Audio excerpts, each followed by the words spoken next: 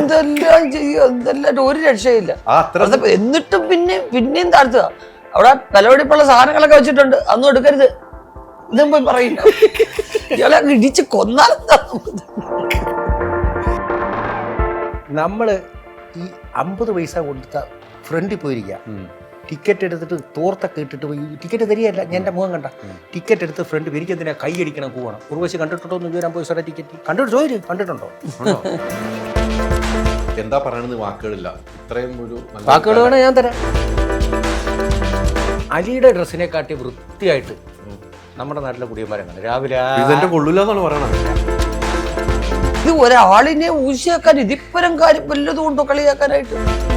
ഉർവശി ചേച്ചിയുടെ സിനിമയല്ല ആദ്യം കണ്ട, സിനിമയില് ഉർവശിക്കുള്ളതിനേക്കാളും എക്സ്പീരിയൻസ് എനിക്കുണ്ട്. ഈ അന്തർമുഖത്തുള്ള ക്യാരക്ടേഴ്സ് ചെയ്യുന്നതിനോട് എനിക്ക് താല്പര്യമില്ല.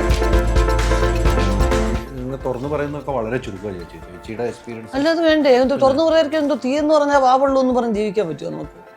അത് ശരിയല്ലല്ലോ. ആരോടെങ്കിലും എന്തെങ്കിലും നമ്മൾ പറഞ്ഞാൽ അവർക്ക് എന്തെങ്കിലും ഒരു വിഷമം ഉണ്ടായിട്ടുണ്ടെങ്കിൽ സോറി കേട്ടോ, ഞാൻ അങ്ങനെ വിചാരിച്ച് പറഞ്ഞതല്ല, ഞാൻ തോന്നിയിട്ടുണ്ടെങ്കിൽ സോറി. അവൾ ചെയ്ത ക്യാരക്ടേഴ്സ് എല്ലാം നല്ല രീതിയിൽ ചെയ്യാൻ നോക്കിയിട്ടല്ലേ ഉള്ളൂ. അല്ലാതെ വേറെ എന്താണ് സിനിമയോട് എന്ത് അപരാധമാണ് ചെയ്തിട്ടുള്ളത്? Ultra modern kitchen devices. ഒരു കിച്ചണിൽ വേണ്ട എല്ലാ ലേറ്റസ്റ്റ് ബ്രാൻഡുകളും ഇവിടെയുണ്ട്.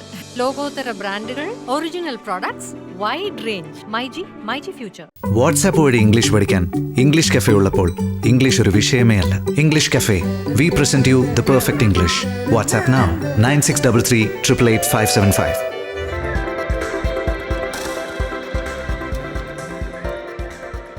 നമസ്കാരം. പുത്തൻ സിനിമയുടെ വിശേഷങ്ങൾ പങ്കുവെക്കാൻ 2 പേരുണ്ട്. പക്ഷേ 2 പേരും മലയാളികൾക്കെന്നും ഇഷ്ടപ്പെട്ടവരാണ്. പക്ഷേ ഒരാൾ ശരിക്കും വരാം, ഒരാളിപ്പോൾ രംഗത്ത് വന്നു.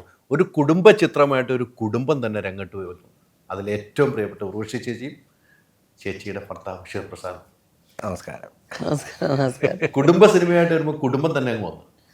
അതാണ് ഈ സിനിമയുടെ ഏറ്റവും വലിയ പ്രത്യേകതയായിട്ട് ഞാൻ കാണുന്നത്. ഇതിൻ്റെ പേരിൽ തന്നെ കൗതുകമുണ്ട്, ആ പേരിൽ തന്നെ ഒരു കുടുംബ ചിത്രമാണ്, ആ പേരിൽ തന്നെ ഉർവശി ചേച്ചിയുടെ ടച്ചുണ്ട്. ജഗദമ്മ 7ാം ക്ലാസ് B. അതാണ് ഈ സിനിമ ചേച്ചിയുടെ ടച്ച് കൊടുത്ത ആ സിനിമയ്ക്ക്. അത് പേര് യാദൃശ്യമായിട്ട് വന്നതല്ലേ? യാദൃശ്യമായിട്ട് വന്നതാ. കാരണം ജഗദമ്മ എന്നുള്ള പേരൊക്കെ ഇട്ട് നമ്മള്. അപ്പോൾ എനിക്കൊരു ജഗദമ്മ എന്നുള്ള പേരിനോട് ഒരു അറ്റാച്ച്മെന്റ് ഉണ്ട്. കാരണം എനിക്കൊരു ആൻറ്റി ഉണ്ട് ചങ്ങനാശ്ശേരിയിൽ, ജഗദമ്മ ആൻറ്റി എന്ന് പറഞ്ഞിട്ട്. എൻ്റെ മോളെ പ്രസവിക്കുമ്പം എല്ലാ കാര്യങ്ങളും എൻ്റെ കൂടെ നോക്കിയത് ജഗദമ്മ ആൻറ്റിയാണ്. അപ്പം ജഗദമ്മ ആൻറ്റി എന്ന് വിളിച്ച് ആ പേരിനോട് വലിയൊരു അറ്റാച്ച്മെൻ്റ് ഉണ്ട്. എപ്പോഴെങ്കിലും ഒരിക്കൽ ആൻറ്റിക്കായിട്ട് നമുക്ക് എന്തെങ്കിലും ഒരു ഫേവർ ചെയ്യണം എന്നിങ്ങനെ മനസ്സിലൊരു ആഗ്രഹം. അപ്പം ഇതിന് പേരിട്ടപ്പോൾ ഞാൻ പറഞ്ഞത് ജഗദമ്മ എന്നിട്ടാ. ഇപ്പം കേൾക്കാനില്ലാത്ത പേരുകളല്ലേ അതൊക്കെ. അപ്പം അതുകൊണ്ട് അങ്ങനെ ഒരു പേരിട്ടു. അപ്പം പിന്നെ അത് ടൈറ്റിൽ നെയിം ആയത് എല്ലാവർക്കും അത് ഇഷ്ടപ്പെട്ടു, അതുകൊണ്ട് അത്രേ ഉള്ളൂ. പിന്നെ വൈതറിനറിയാം, സാധാരണക്കാർക്ക് പെട്ടെന്ന് മനസ്സിലാവുന്ന ക്യാരക്ടേഴ്സല്ലേ ഞാൻ എല്ലാം ചെയ്യുന്നു. അതുപോലെ തന്നെ ഇത്. പക്ഷെ എനിക്ക് തോന്നുന്നു ഒരു നിർമ്മാണം ഇതിനു മുമ്പ് ചെയ്തിട്ടുണ്ട്, പിന്നീട് ധൈര്യത്തോടെ നിർമ്മാണത്തിലേക്ക് വരുന്നു. സിനിമകളിലൊക്കെ ഒരു വിജയപരാജയത്തിന്റെ കണക്കുകൾ ഇങ്ങനെ നമ്മൾ കണ്ടുകൊണ്ടിരിക്കുമ്പോഴാണ് ധൈര്യമായിട്ട് നിർമ്മാണത്തിലേക്ക് വരുന്നത്. അതെങ്ങനെയാണ് അത്ര ഒരു ധൈര്യം കിട്ടിയത്?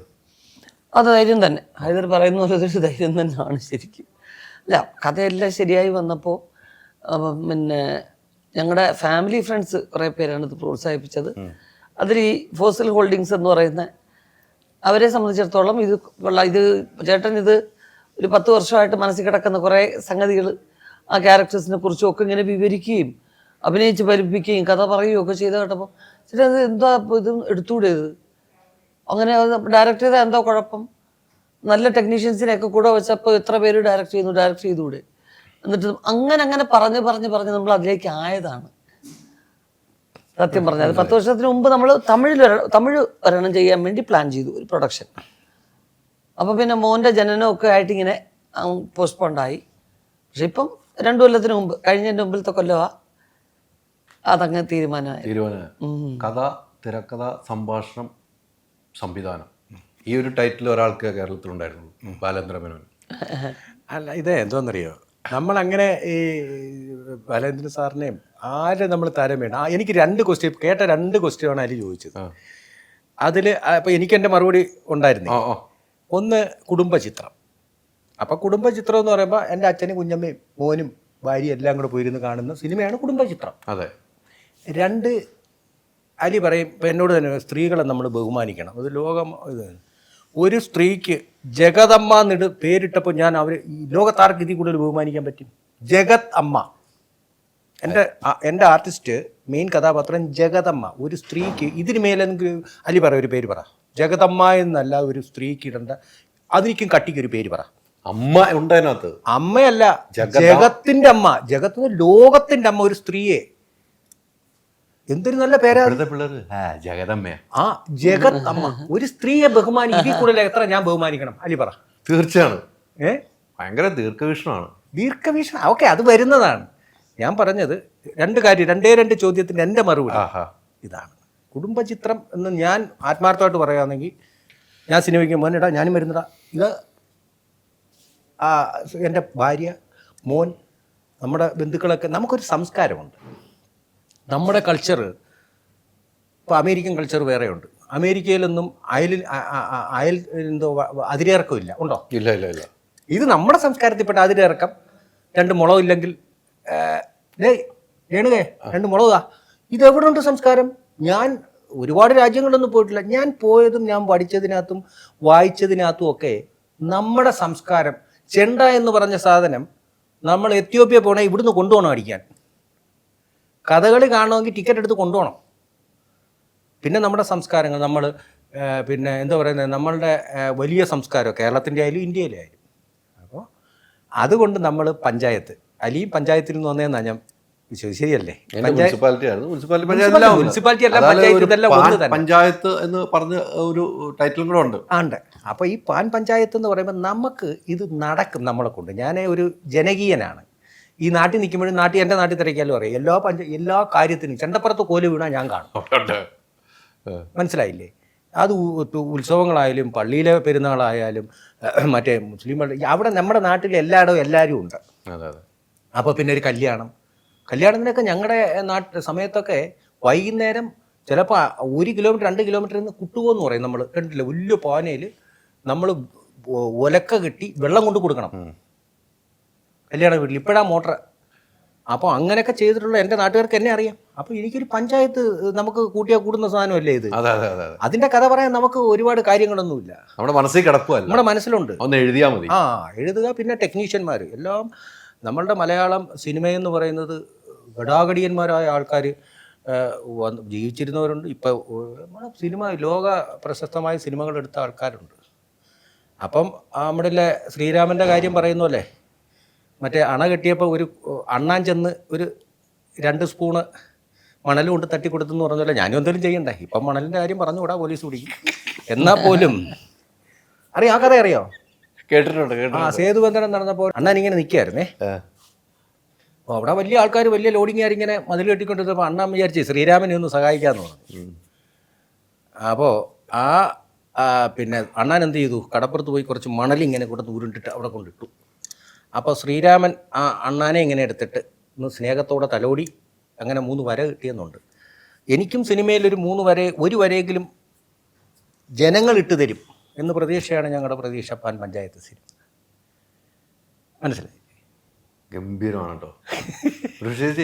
ഒന്നായിട്ട് സംസാരിക്കും. അല്ല ഞാൻ സംസാരിക്കുന്നത് അല്ല, നല്ലൊരു കാര്യങ്ങള് കൃത്യമായിട്ടാണ് മറുപടി കിട്ടുന്നത്. എങ്ങനെയാണ് ഒരു പഞ്ചായത്ത് ഈ കഥ ഉണ്ടാക്കാൻ ഈസിയാണ്. അതിന്റെ ഉദാഹരണങ്ങൾ എന്നെ അത്ഭുതപ്പെടുത്തിയത്. അത്തരം ഉദാഹരണമുണ്ട് മനസ്സിന്റെ ഉള്ളിൽ. അപ്പൊ ഈ സിനിമ സിമ്പിളാണ്, ഈ സംവിധാനം സിമ്പിളാണ്, ഈ കഥ എഴുതുമ്പോൾ സിമ്പിളാണ്. പക്ഷെ പ്രേക്ഷകരുടെ അടുത്തേക്ക് എത്തുമ്പോൾ നമ്മളിൽ ഒരാള് അവിടെ പോയി ഇരിക്കുന്ന, ആ കവലയിൽ പോയി ഇരിക്കുന്ന പോലെ ഫീൽ കിട്ടി സിനിമ കാണുമ്പോൾ എനിക്ക് തോന്നണം. എനിക്ക് തോന്നുന്നത് അങ്ങനെയാണ്. അതേപോലെ നമ്മൾ ഒരു കാര്യം കൂടി എനിക്ക് അടിയന്തരമായിട്ട് പറയേണ്ടത്, നമ്മൾ ഈ റോഡ് സൈഡിലെ മരങ്ങളൊക്കെ തന്നെ കാറ്റത്തും മഴയത്തും വീഴുന്നു. അപ്പം നമ്മൾ പറയും 1963 കനത്ത കാറ്റൊഴിച്ചു, മഴ പെയ്തു. ഒന്നുമല്ല. അതിൻ്റെ കാരണം ഞാൻ ശ്രദ്ധിച്ചു തുടങ്ങിയത് തന്നെ നമ്മളൊരു പഞ്ചായത്തിൻ്റെ ഒരു ഇതിന് വേണ്ടിയിട്ട് നമ്മളൊരു കവലയ്ക്ക് വേണ്ടി നമ്മൾ സെറ്റ് ഇടേണ്ടി വന്നു. നമ്മൾ ഏത് മരം കണ്ടാലും പഞ്ചായത്തിനോ അല്ലെങ്കിൽ എവിടെയെങ്കിലും ഒരു ഫണ്ട് ഉണ്ടെന്നുണ്ടെങ്കിൽ ഇതിനൊരു ചുറ്റുകെട്ട് കെട്ടി ഒരു സ്റ്റെയിൻലെസ് സ്റ്റീൽ കമ്പിയുടെ വളയം ഇടും. മരങ്ങളെ ഒരിക്കലും അങ്ങനെ കോൺക്രീറ്റ് ചെയ്തുകൂടെ. ഇതിൻ്റെ വേരാണ് ഇതിൻ്റെ ബലം. ഈ സിമെൻറ്റ് മേല് വീണ് വെള്ളവും വളവും കിട്ടാതെ ഈ വേരുകളൊക്കെ ദ്രവിച്ച് നല്ല മഴയ്ക്കും കാറ്റും കീഴെ വീഴും.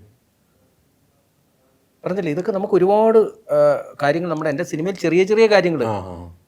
അലി തന്നെ എൻ്റെ സിനിമയിൽ പറയുന്ന 1-2 കാര്യങ്ങൾ കേൾക്കുമ്പോൾ എടാ ഇതെൻ്റെ സ്ഥലത്തുള്ളതാണല്ല, ഞാൻ ഇവിടത്തേക്കുള്ള ആളാണോ, ഇത് തോന്നിപ്പിക്കലാണ്, ഇത് മതി കഥ. അതെ അതെ അതെ, തീർച്ചയായും മതി എന്നല്ല, ഇതും കഥയാണ്. തീർച്ചയായിട്ടും അതെ. അപ്പോൾ ആ മരങ്ങൾ ഒക്കെ സംരക്ഷിക്കാൻ എല്ലാ കാര്യങ്ങളും ഉണ്ട്, എല്ലാം പറഞ്ഞു പോകുന്നുണ്ട്. അത് ചെറുതായിട്ട്. നമ്മുടെ ഞാൻ പറഞ്ഞില്ല, ഒരു പഞ്ചായത്തിൽ നമ്മൾ എല്ലാവരും കൂടിയിരുന്നാൽ ആ കല്യാണ വീട്ടിൽ ഇപ്പോൾ എന്താണ് സംഭവിക്കുന്നത്, കവലയിലിരുന്ന് എന്താ സംഭവിക്കുന്നത്, അങ്ങനെ നോക്കുമ്പോൾ ഞാൻ ചിലപ്പോൾ അതിലൊരു കഥാപാത്രമാവും, എൻ്റെ ക്യാമറമാൻ ഒരു കഥാപാത്രമാവും, അവരെല്ലാവരും കൂടുമ്പോൾ വലിയ കഥാപാത്രമായിട്ടാണ് ഈ സിനിമ വരുന്നതെന്ന് ഉള്ളടക്കം എനിക്ക് മനസ്സിലായത്, എനിക്ക് പിടികിട്ടിയത്. ചേച്ചി ഒരു ഭാര്യയും ഭർത്താവുമാണല്ലോ, ഭർത്താവിൻ്റെ ആക്ഷൻ കട്ട്, ഭാര്യ അവിടെ എല്ലാം മാറിയെന്ന് അവിടെ ഒരു ക്യാരക്ടറായി മാറുന്നു അല്ലേ? അങ്ങനെയാണല്ലോ സിനിമയിൽ വരുമ്പോൾ. നമ്മളവിടെ വരുമ്പോൾ ക്യാരക്ടറാണ്, അവിടെ കുടുംബങ്ങളൊന്നുമല്ല. അതെങ്ങനെയായിരുന്നു ആ ഒരു എക്സ്പീരിയൻസ് എന്ന് പറയൂ. ഇത് നമുക്ക് പെട്ടെന്നൊരു സിനിമയായിട്ട് നമ്മൾ ചെയ്യാൻ വരുമ്പോൾ എനിക്ക് എങ്ങനെയാണെന്ന് അറിഞ്ഞുകൊണ്ട് അത് നമുക്കൊരു പുതിയ അനുഭവമായിട്ട് വരും. പക്ഷെ ഇത് കുറേ നാളായിട്ട് ഞങ്ങൾ ഡിസ്കസ് ചെയ്യുന്ന കാര്യങ്ങളെല്ലാം സിനിമയെക്കുറിച്ചല്ലേ. പിന്നെ ഇതിനെക്കുറിച്ച്, ഈ പടത്തിനെക്കുറിച്ചും ഇതിനകത്ത് നാട്ടിൻപുറത്ത് ലൈവായിട്ട് കണ്ട് പരിചയമുള്ള കുറേ ക്യാരക്ടേഴ്സ് ഉണ്ട് ഈ സിനിമയിൽ. അപ്പം അതിനെക്കുറിച്ചൊക്കെ ഇങ്ങനെ സംസാരിച്ച് അത് തന്നെ ഒരു പ്രാവർത്തികമാക്കി എന്നുള്ള തോന്നലല്ലാതെ ഒരു പുതിയ രീതി ഒന്നും ഒരു അനുഭവമായിട്ട് തോന്നിയില്ല. അതാ കാര്യം. അത് നമ്മൾ കുറേ നാളല്ല, 10-12 കൊല്ലമായിട്ട് ഇത് തന്നെയാണ് പറഞ്ഞുകൊണ്ടിരിക്കുന്നത്. ഈ സിനിമയെക്കുറിച്ച്, ആ സിനിമയെക്കുറിച്ച്, നേരത്തെ എടുത്ത് റിലീസായ സിനിമയെക്കുറിച്ചൊക്കെ പറഞ്ഞ് തർക്കിക്കും. അതങ്ങനെ ആയിരുന്നില്ല ചെയ്യേണ്ടിയിരുന്നത്, അത് ഇങ്ങനെ എടുത്തിരുന്നെങ്കിൽ ഇനിയും ഓടിയനെ എന്നൊക്കെ പറഞ്ഞുള്ള കാര്യങ്ങളൊക്കെ ഉണ്ടാവും. ഞങ്ങൾക്ക് ചർച്ച ചെയ്യാൻ നമ്മുടെ വീടും കുടുംബവും ബന്ധുക്കളും വിട്ടുകഴിഞ്ഞാൽ പിന്നെ എല്ലാ സിനിമ വിശേഷങ്ങളാണ്. അതുകൊണ്ടൊന്നും പ്രത്യേകിച്ച് തോന്നിയില്ല. എനിക്കത് ചേച്ചിയെ സംബന്ധിച്ചിടത്തോളം കുടുംബം അങ്ങനെ തന്നെയാണ് അല്ലേ? ചേച്ചി, മനുഷ്യത്തി എല്ലാവരും സിനിമ ബാക്ക്ഗ്രൗണ്ട്.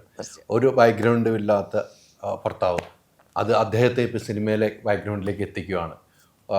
വീട്ടിൽ നിന്നുള്ള അഭിനയം മുകളിലെ അഭിനയത്തിലേക്ക് എത്തിക്കാനുള്ള ശ്രമം അല്ലല്ല, അതിനെനിക്ക് തർക്കമുണ്ട്. അത് ഞാൻ തർക്കിക്കും.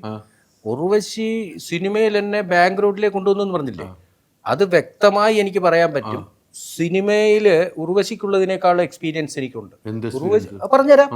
700 സിനിമയിൽ പുറത്ത് അഭിനയിച്ച് നിങ്ങളെല്ലാം ബഹുമാനിക്കുന്ന ആർട്ടിസ്റ്റ്, 800 കൂടുതൽ പടം ഞാൻ കണ്ടിട്ടുണ്ട്. എന്ത്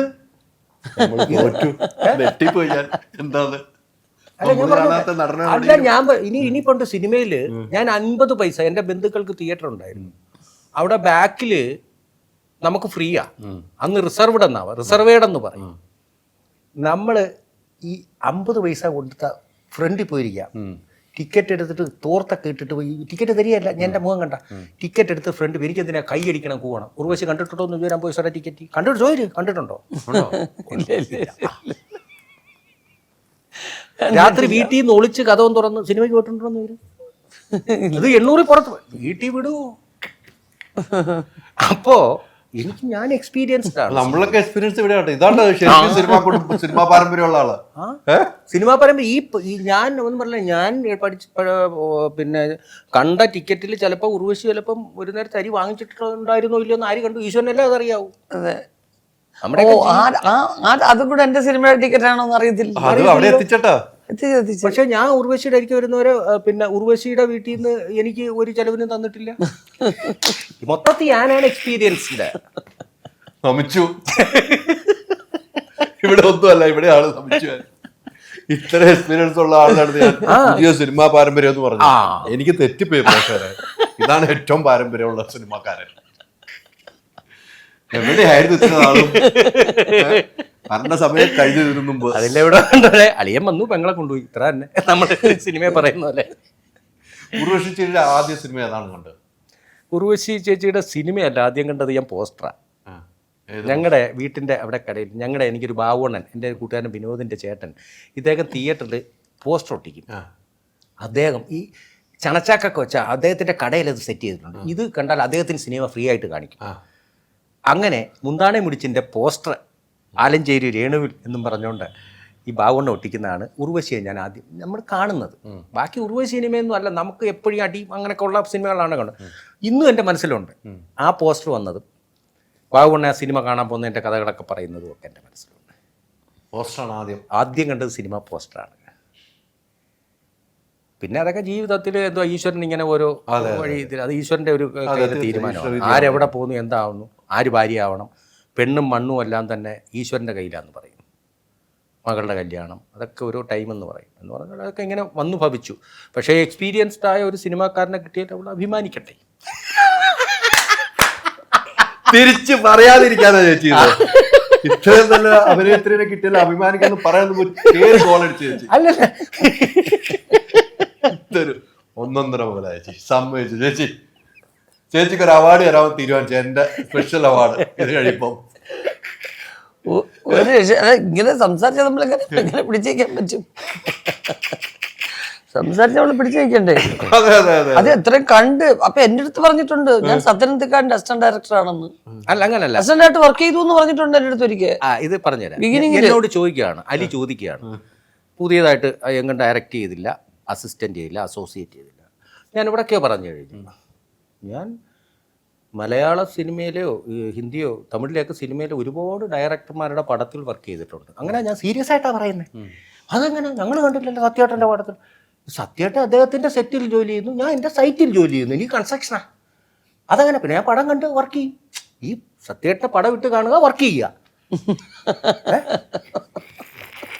പടത്തിലല്ലേ വർക്ക് ചെയ്യുന്നത്. അപ്പം ഞാൻ ഒരുപാട് ഡയറക്ടർമാരുടെ പടം, അതുകൊണ്ടാണ് ആ പടത്തിൽ അതിനകത്ത് എനിക്ക് വലിയൊരു ഗുണം കിട്ടിയിട്ടുണ്ട്. മറ്റേ ചടന്ന് ഒരു ഡയറക്ടറും പറയത്തുമില്ല, എനിക്ക് പടം കണ്ട് ഞാൻ തന്നെ അല്ലയോ ഡയറക്ടർ. ആ കഴിവ് ഞാൻ ഈ പടത്തിലാണ് കാണുന്നത്. പക്ഷേ നമ്മൾ കോപ്പി അടിക്കാനും ശ്രമിച്ചിട്ടില്ല. അപ്പം നമുക്ക് ജീവിതങ്ങൾ അങ്ങനെ, നമുക്ക് സിനിമയാണ്. കാരണം ഞങ്ങളുടെ ചർച്ചയിൽ സിനിമയാണല്ലോ, വീട്ടിലാണെങ്കിലും സിനിമ മാത്രമേ എപ്പോഴും.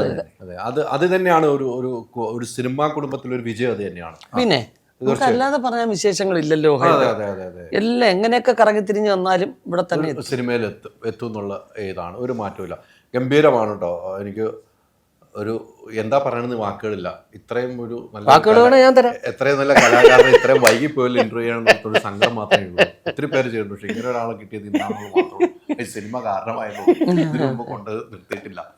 നമ്മൾ പറഞ്ഞു വെച്ചതെന്ന് തന്നെ തുടങ്ങാം. കുറേ സിനിമകൾ ചെയ്തു വെച്ചല്ലേ. കുറേ സിനിമകളിൽ ഒത്തിരി നാടൻ കഥാപാത്രങ്ങൾ ചേച്ചി ചെയ്തിട്ടുണ്ട്. നാടൻ കഥാപാത്രങ്ങൾ പ്രേക്ഷകരുടെ മനസ്സിലെന്നും എന്നും എനിക്ക് തോന്നുന്നു ചേച്ചി ഒരു ലേഡി സൂപ്പർ സ്റ്റാറിന് അപ്പുറത്തേക്ക് എന്തെങ്കിലും പേരുണ്ടെങ്കിൽ അത് വിളിക്കാവുന്ന ഒരു നടിയാണ്. പ്രേക്ഷകരാണ്, ചേച്ചി പറഞ്ഞില്ല, പ്രേക്ഷകർ വിളിക്കുകയാണ്. എൻ്റെ അപ്പുറത്തേക്ക് ഒരു നടിയെന്ന് വിശേഷിക്കാൻ പറ്റുന്ന ഏറ്റവും നല്ല നടിയാണ് മലയാള സിനിമ. അതാണ് അന്നും ഇന്നും ഒരേപോലെ സിനിമയിൽ നിൽക്കുന്നത്. അല്ലെങ്കിൽ വേറെ ആർക്കും അങ്ങനെ നിൽക്കാൻ പറ്റില്ല. ചെയ്ത കഥാപാത്രങ്ങളെല്ലാം പ്രേക്ഷകരുടെ മനസ്സിലുണ്ട്. ഈ ജഗദമ്മയിലേക്ക് എത്തുമ്പോൾ പ്രേക്ഷകർ എന്ത് പ്രതീക്ഷിക്കണം? ഇത് ഞാൻ ഹൈദരായി ഈ പഞ്ചായത്ത് അല്ലെങ്കിൽ ആ തലത്തിലുള്ള കാര്യങ്ങളൊന്നും എനിക്ക് വലിയ പരിചയമില്ല. ഒരു പഞ്ചായത്തിൽ ചെന്ന് നമുക്കിപ്പോൾ നാട്ടിൽ അടിസ്ഥാനപരമായിട്ടുള്ള എല്ലാ കാര്യങ്ങൾക്കും ആവശ്യങ്ങൾക്കും ആദ്യം അപ്രോച്ച് ചെയ്യുന്ന പഞ്ചായത്തിൻ്റെ അല്ലേ. പക്ഷെ എനിക്കത് ഒട്ടും അറിയാൻ വയ്യ. നമ്മൾ ഇതുവരെ ചെയ്തുകൊണ്ടിരുന്ന ക്യാരക്ടേഴ്സ് എന്നൊക്കെ പറയുമ്പോൾ നമ്മുടെ ജീവിതത്തിൽ ആരെങ്കിലുമൊക്കെ കണ്ട്, നമ്മുടെ കുടുംബത്തിലുള്ളവരോ അല്ലെങ്കിൽ പരിചയമുള്ളവരെ കണ്ട് അങ്ങനെ അഡോപ്റ്റ് ചെയ്താണ് ചെയ്യുന്നത്. പക്ഷേ ഇത് എനിക്കറിയില്ല ഇതിൻ്റെ എന്തൊക്കെയാണ് ഇതിൻ്റെ നിയമപരമായിട്ടുള്ള കാര്യങ്ങൾ, എന്തൊക്കെയോ ഉണ്ട്. അപ്പം അത് ശരിക്കും നമ്മൾ അത് മനസ്സിലാക്കി വന്നപ്പോൾ എല്ലാ കാര്യങ്ങളും രാഷ്ട്രീയം മുതൽ ഉള്ള കാര്യങ്ങൾ മനസ്സിലാക്കുകയും പഠിക്കുകയും ചെയ്യാനുള്ളൊരു സ്ഥലമാണ് പഞ്ചായത്ത് എന്ന് പറയുന്നത്. അപ്പോൾ അതെനിക്ക് കുറേയൊക്കെ ഒന്ന് മനസ്സിലാക്കാൻ പറ്റി എന്നുള്ളതാണ്.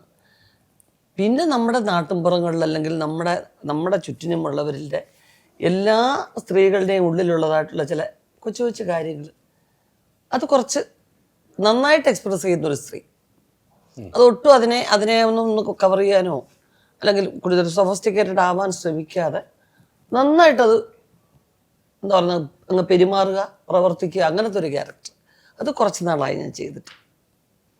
ഇപ്പം ലാസ്റ്റ് വന്നതെന്ന് പറഞ്ഞാൽ ഉള്ളൊഴുക്ക്, അത് വേറൊരു രീതിയാണ്. ഇതിപ്പോൾ അതങ്ങനെയല്ല, എല്ലാം ഓപ്പണായിട്ട് അങ്ങനെ പെരുമാറുന്നൊരു സ്ത്രീയുടെ റോളാണ്. ചേച്ചിക്ക് എപ്പോഴും കൈകാര്യം ചെയ്യാൻ പറ്റുന്ന എല്ലാ കഥാപാത്രവും കൈകാര്യം ചെയ്യാൻ പറ്റുന്ന ഒരു വ്യക്തി തന്നെയാണ്.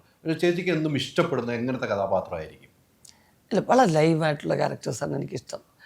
ഞാനിപ്പം എന്താ പറയുന്നത്, ജീവിച്ചിരിക്കുന്ന ക്യാരക്ടറും അല്ലെങ്കിൽ മരിച്ചുപോയി എല്ലാവർക്കും സുപരിചിതമായിട്ടുള്ള ഒരു ക്യാരക്ടർ അതിനെ വീണ്ടും ആവിഷ്കരിക്കുന്ന ആ രീതിയൊക്കെ ഞാൻ ചെയ്തിട്ടുണ്ട്. ഇപ്പം തമിഴിലും ചെയ്തിട്ടുണ്ട്, മലയാളത്തിലും ചെയ്തിട്ടുണ്ട്, മറ്റു പല ഭാഷകളിലും ചെയ്തിട്ടുണ്ട്. പിന്നെ ഞാൻ ആ റോള് ചെയ്യുമ്പം അവരെ പോയി നേരിട്ട് കാണുകയും സംസാരിക്കുകയൊക്കെ ചെയ്തിട്ടുണ്ട് പല സിനിമകളിലും. പക്ഷെ അപ്പോഴൊക്കെ എനിക്ക് ഭയങ്കര സംശയമാണ്. കാരണം അതെങ്ങനെ അവരെ പോലെ എനിക്കാവാൻ പറ്റും? ഞാനായാൽ എങ്ങനെ ഇരിക്കുമോ അങ്ങനെ എനിക്ക് പറ്റുള്ളൂ. അല്ലാതെ അവരെ പോലെ ഇമിറ്റേറ്റ് ചെയ്യുക എന്ന് പറയുന്നത് വലിയ ബുദ്ധിമുട്ടാണ്. പക്ഷെ എങ്ങനെയൊക്കെയോ അതൊക്കെ ശരിയാവുകയാണ്. എനിക്കെപ്പോഴും എന്ന് പറയുന്നത് കുറച്ച് ലൈവായിട്ടുള്ള ക്യാരക്ടേഴ്സാണ്. ഈ അന്തർമുഖത്തുള്ള ക്യാരക്ടേഴ്സ് ചെയ്യുന്നതിനോട് എനിക്ക് താല്പര്യമില്ല. കാരണം അതിൽ എക്സ്പ്രഷന് വാല്യൂ കുറവാണ്. അങ്ങനത്തെ ചില പ്രത്യേക കഥകളിൽ ഈ ഉള്ളൊഴുക്ക് പോലെയുള്ള ഇങ്ങനെ സപ്രസ് ചെയ്യുന്ന ചിലതിനൊക്കെ ശരിയാവുമായിരിക്കും. അല്ലാതെ നമുക്ക് എക്സ്പ്രസ് ചെയ്യുന്ന ക്യാരക്ടേഴ്സ് ആവണം. ഒരു ഊമ ക്യാരക്ടർ ചെയ്യുന്നു.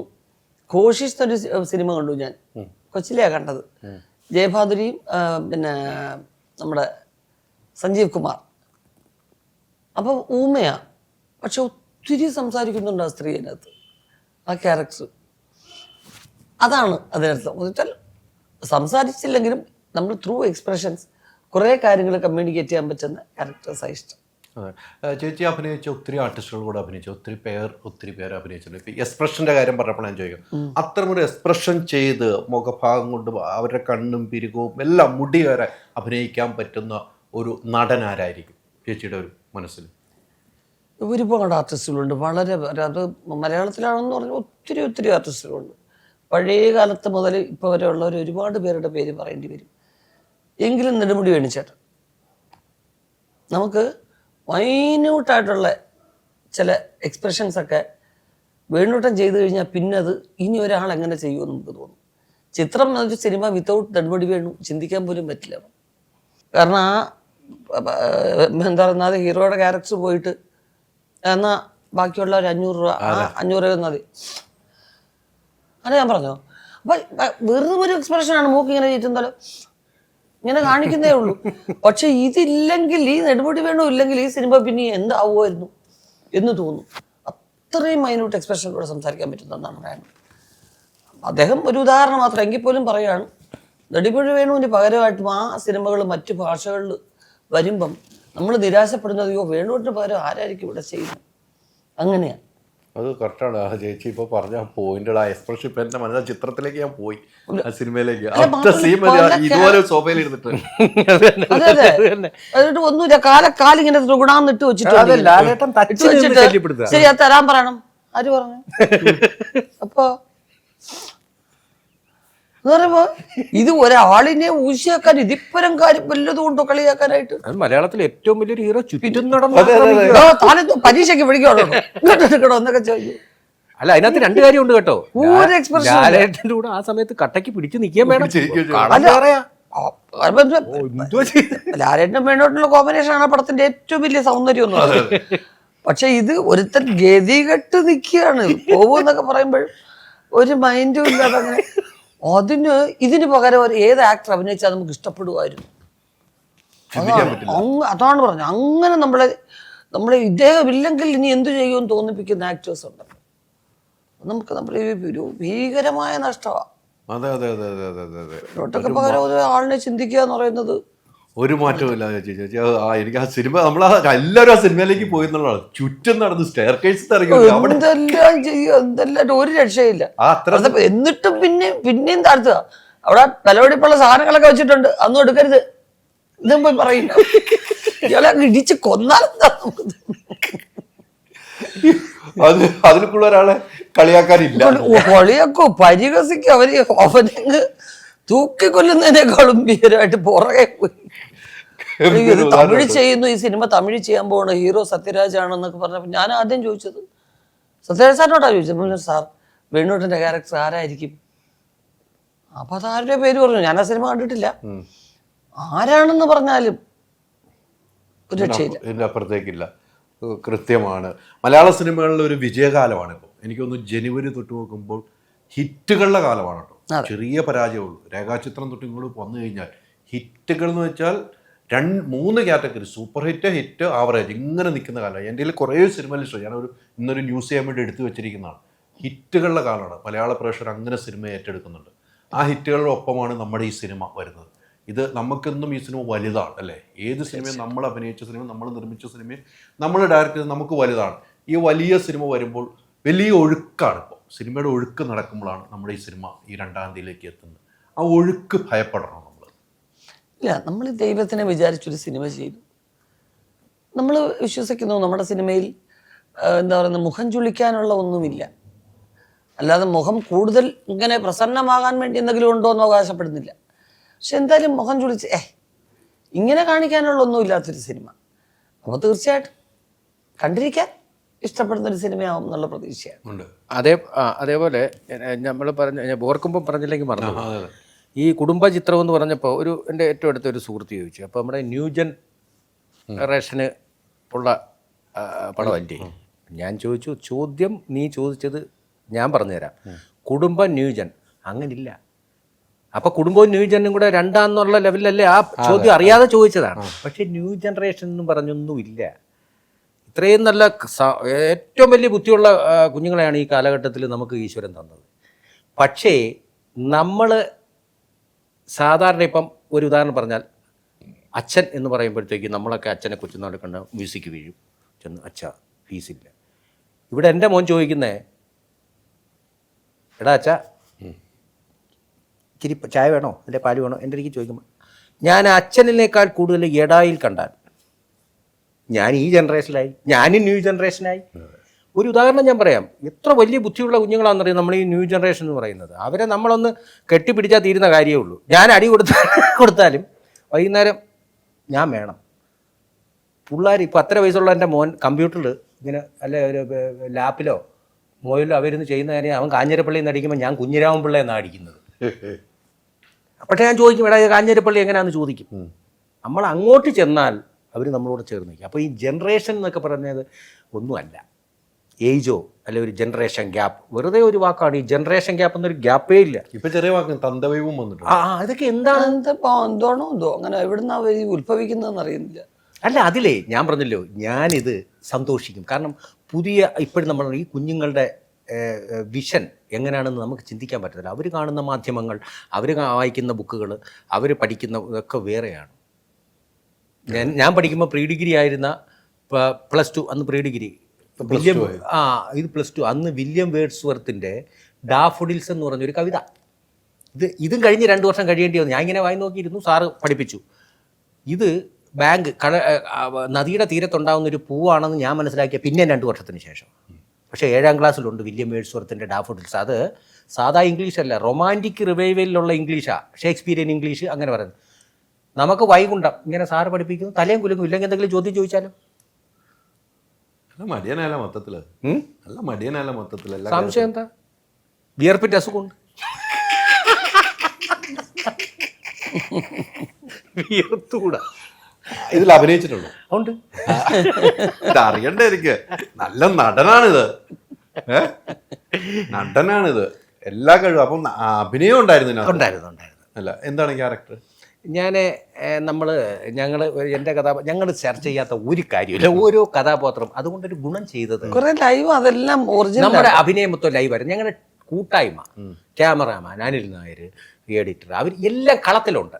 അവർക്കറിയാം. രാവിലെ ഞാനൊരു ഉദാഹരണം പറഞ്ഞു കഴിഞ്ഞാൽ, നമ്മൾ രാവിലെ ക്യാമറ വെച്ചേക്കുന്നിടത്ത് പ്രൊഡക്ഷനിലൊരു വണ്ടി പോലും സെറ്റ് ക്ലീൻ ആയിരിക്കും. കാരണം ഞങ്ങൾ ഇതാ എടുക്കാൻ പോകുന്നതെന്ന് എല്ലാവർക്കും അറിയാം. ആർട്ടിസ്റ്റുകളൊക്കെ ആരാണെന്ന് അവർക്കറിയാം. നമ്മളൊരു 5000 രൂപ കൊടുത്തിട്ട് 7500 GSTയുടെ അഭിനയമൊന്നുമില്ല. അവരതിൻ്റെ മതി. അത് അവർ കഥാപാത്രമായിരുന്നു. ഞങ്ങൾ സെറ്റിൽ തന്നെ കഥാപാത്രങ്ങളുടെ പേരാ വിളിക്കും. എന്തേ മറ്റാളെന്തെന്നാ ചോദിക്കുന്നത്. അപ്പോൾ അങ്ങനെ ഞാൻ പെട്ടെന്ന് മറന്നു, എന്തോ നമ്മൾ പറഞ്ഞത്. അല്ല, നടൻ ഏത് റോള്. അപ്പോൾ ഞങ്ങളിങ്ങനെ കഥാപാത്രങ്ങളെ കുറിച്ചൊക്കെ ചിന്തിക്കുമ്പോൾ ഞങ്ങൾ ഓരോ ആർട്ടിസ്റ്റിനും നമ്മുടെ പഞ്ചായത്തിലെ ഒരു പ്രധാനപ്പെട്ട സ്റ്റാമ്പാണ് കുടിയൻ. പഞ്ചായത്ത് അറിയാമല്ലോ, നമ്മുടെ പഞ്ചായത്തിൽ ഇച്ചിരി നാഴി മരുന്നൊക്കെ മേടിച്ച് കുടിച്ച ഒരു ഷോ ഒരു ശല്യക്കാരനും അല്ല. നമ്മുടെ പഞ്ചായത്തിലൊക്കെ അങ്ങനെ ഉണ്ട്. പക്ഷേ ഈ കഥാപാത്രം എന്ന് വെച്ച് കഴിഞ്ഞാൽ പിന്നെ അലി എന്ന് പറഞ്ഞത് അലി എന്ന് ഞാൻ പറയുന്നപ്പോഴും അത് അച്ഛൻ്റെ ഓക്കെ. അലിയുടെ ഡ്രസ്സിനെ കാട്ടി വൃത്തിയായിട്ട് നമ്മുടെ നാട്ടിലെ കുടിയന്മാരെ കാണും. രാവിലെ അല്ല ഇതിനേക്കാൾ നല്ല വേഷമിട്ടാണ് കുടിയൻ. എന്തായാലും എനിക്ക് ട്രോള് വന്നിട്ടുണ്ട് എല്ലാം ഓക്കെ കേട്ടോ. അല്ല ട്രോളിയതല്ല. അല്ലല്ല, സാധാരണ അവരെ ഇങ്ങനെ മുഷിഞ്ഞ വേഷത്തിലല്ലേ കാണിക്കുന്നത്. അതിലും ഡ്രസ് അത് ഏറ്റവും നമ്മളിപ്പം ഒരു ഒഫീഷ്യലായിട്ട് വന്ന വേഷത്തെക്കാൾ നല്ല ഡ്രസ്സ്. എന്ന് വെച്ചാൽ അശയെ തേച്ചിട്ട് അയാളെ അശയെ തേച്ചിട്ടേക്കുന്ന പോലെ അഞ്ഞു വരുന്നത്, നമ്മുടെ ഉടുപ്പ് തേച്ചിട്ടേക്കുമല്ല, ഇദ്ദേഹത്തെ തന്നെ തേച്ചിട്ടിരുന്ന പോലെ വടി പൊലിഞ്ഞിറങ്ങി വന്നിട്ട് വൈകിട്ട് പോകുന്ന എങ്ങനെയാന്ന് എനിക്കും മനസ്സിലാവും ഈ കഥാപാത്രം. അപ്പം ഞങ്ങൾ മാനറിസം കാണിക്കും, ഞാൻ ഇവളോട് കാണിക്കുമ്പോൾ നമുക്ക് ഓരോ ആർട്ടിസ്റ്റിനെ കുറിച്ച് എന്നോട് പറഞ്ഞു നീ ചെയ്താൽ മതി. ഞാൻ അതിനെക്കുറിച്ച് ചിന്തിച്ചിട്ട് പോലുമില്ല, ചെയ്തു നോക്കാൻ പറഞ്ഞു. പിന്നെ ചെയ്യാം, നമുക്ക് പിന്നെ ഈ ക്യാമറ മറ്റോ നോക്കണം. എനിക്ക് ഇനി ആക്ഷൻ പറയാൻ നമ്മുടെ അസോസിയേറ്റ് റേഞ്ച് നമ്മുടെ വേണ്ടപ്പെട്ട പയ്യന, അവനെ വെച്ചിട്ട് നീ കാര്യം പറഞ്ഞുതരാൻ പറഞ്ഞു, ഞാനങ്ങ് ചെയ്തു, അത്ര തന്നെ. സിനിമ കണ്ടിട്ട് ബാക്കി ഞാൻ പറയാം. ആ സിനിമ കണ്ടോളൂ. ആ ഒരു ആസ്ഥാന കുടിയനാണെന്ന് ഞാൻ പറയാം. അല്ല, ആസ്ഥാന കുടിയൻ ഇങ്ങനെ ആവാം, കാരണം നമ്മൾ മാന്യനായ കുടിയനാണെന്നും പറയാം. നമ്മൾ പറഞ്ഞില്ലേ കുടിയന്മാർക്ക് ഒരു എക്സ്പെർട്ട് അവരെന്ന് വെച്ച് കഴിഞ്ഞാൽ അവരുടെ എനിക്ക് ഏറ്റവും രസകരമായ ഇതെന്ന് വെച്ച് കഴിഞ്ഞാൽ ഈ കുടിച്ചിട്ടില്ല എന്ന് കാണിക്കാൻ വേണ്ടി ഉള്ള എക്സ്പ്രഷൻ, അതാണ് ഏറ്റവും വലിയ കോമഡി. അത് നമ്മൾ ഈ കോമഡി പരിപാടിക്ക് ചെയ്യുന്ന അയ്യപ്പൻ ബൈജുവിന്റെ കാര്യം കൊണ്ട് നമുക്ക് ഭയങ്കര കയ്യടി കൊടുക്കുന്ന സാധനങ്ങളുണ്ടല്ലോ.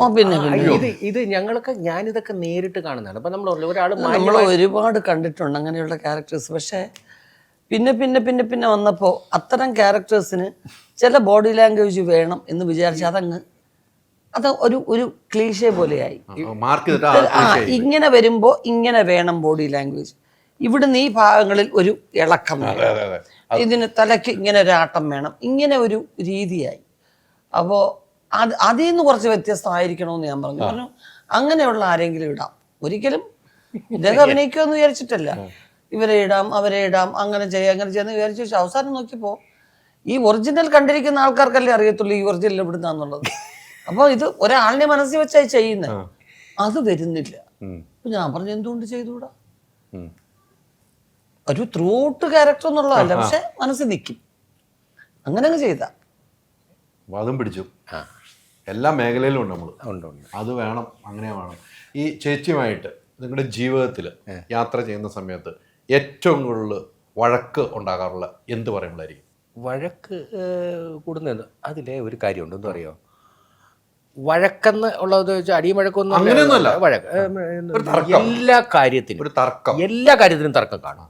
തർക്കിച്ചാൽ ഞങ്ങൾ ഇപ്പോൾ ഒരു കാര്യത്തിന് ഒരു തർക്കം പറയുകയാണ്, ഇല്ല കാണുന്നതിന് മഞ്ഞ കളറാണ്, ഞാൻ പറയും പച്ച കളർ. പക്ഷെ അവസാനം ഒരു ധാരണ വന്നിട്ട് എന്തായാലും ഇതിനൊരു കളറുണ്ട്, അല്ല ഈ സിനിമയ്ക്കൊരു ഇതുണ്ട്, ആ ധാരണ ആര് പറഞ്ഞ ശരിയാന്നേലും അയാൾ ഒരുപാട് അഭിമാനിക്കാറുമില്ല. പറ്റിപ്പോയി എന്ന് പറയാനുള്ള മനസ്സമായതുകൊണ്ട് ഇതിനൊരു വലിയ വഴക്കായിട്ടൊന്നും പോകുന്നില്ല. ഒരു വിഷയത്തെക്കുറിച്ച് നമ്മൾ ചർച്ച ചെയ്യുമ്പോൾ നമ്മളൊരു ഇന്നടുത്ത് പോകുന്നത് പറയുമ്പോഴത്തേക്കും അല്ല നമുക്ക് നാളെ പോയാൽ മതി, ഇവിടെ പറയാം ഇന്ന് തന്നെ പോകണം.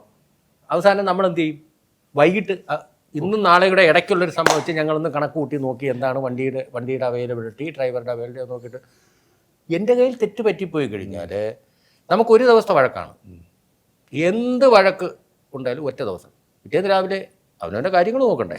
അതാണ് കുടുംബം. എല്ലാ കുടുംബം എൻ്റെ കുടുംബത്തിൽ എല്ലാവരും അല്ല, ഞാൻ എൻ്റെ ഒരേ ഒരു പിന്നെ പ്രത്യേകിച്ചും രണ്ട് അഭിപ്രായമുള്ള വ്യക്തികളും ഒരുമിച്ച് ജീവിക്കുമ്പോൾ അഡ്ജസ്റ്റ്മെന്റ് അല്ല, ധാരണ ഇല്ലെങ്കിൽ വലിയ വിഷയമാവും. കാരണം എല്ലാത്തിനും അഭിപ്രായം ഉണ്ടായിട്ടാണല്ലോ കല്യാണം കഴിക്കുന്നത്. അതെ അതെ അതെ.